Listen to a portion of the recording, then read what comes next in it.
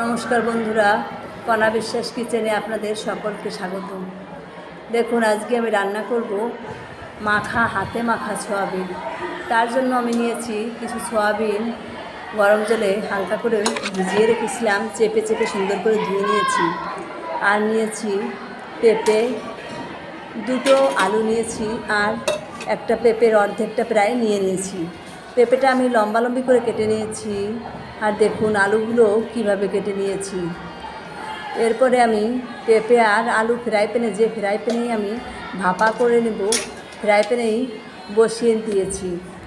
Fry প্যানে করে পেঁপে, আলু, লবণ, হলুদ আর সামান্য শুকনো মরিচ আমি দিয়ে দিয়েছি। আর দেব কিছু জিরা গুঁড়ো আমার ঘরেই নিজের ব্লেন্ডার করে কাঁচা জিরেটা গুঁড়ো করে রেখেছি। একটু বেশি জিরে দেব, তাতে করে স্বাদটা এত ভালো লাগবে, মনে হবে যে মাছ ভাপার মতো পুরা মনে হবে। আপনারা একবার এভাবে খেয়ে দেখতে পারেন, অনেক মজার একটা খাবার। কিন্তু সয়াবিনটা এভাবে খাওয়া যায়। আমি নিজের থেকেই এভাবে তৈরি করে সয়াবিনটা বানিয়ে নিয়েছি, এটা আমার আইডিয়া থেকেই। দেখুন, অনেকটা একটু তেল দিয়ে দিয়েছি, কাঁচা সরিষার তেল দিয়ে মেখে নেব। এখন একটু ভালো করে কিন্তু মেখে নেব। হাতটা ধুয়ে একটু জল দিয়ে দিয়েছি, আর এখন চামচটা দিয়ে মেখে নিলাম। আর এদিকে ইন্ডাকশনটা 12তে দিয়ে গরম করে নিয়েছি। এরপরে আমি 3-এ দিয়ে পুরো ভাপা, আস্তে আস্তে পুরা ভাপা করে নেব। এখন কিন্তু আমি একটু নেড়ে চেড়ে নেব। প্রথম থেকে ঢেকে দিলে পেঁপেটা কিন্তু স্পঞ্জের মতো হয়ে যাবে, তাই না ঢেকেই নেড়ে চেড়ে নিয়েছি। তারপরে আমি দিয়ে দিলাম কতগুলো কাঁচামরিচ।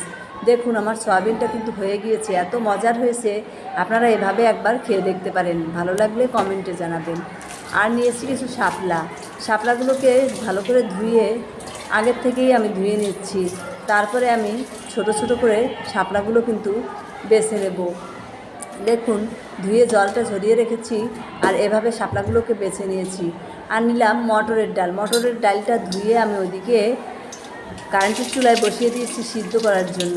আর এদিকে কড়াইতে জিরে, তেজপাতা আর শুকনো মরিচ ফোড়ন দিয়ে ডালটাকে দিয়ে দেব।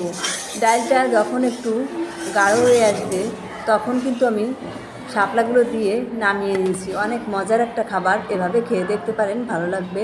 ধন্যবাদ সকলকে, ভালো থাকবে।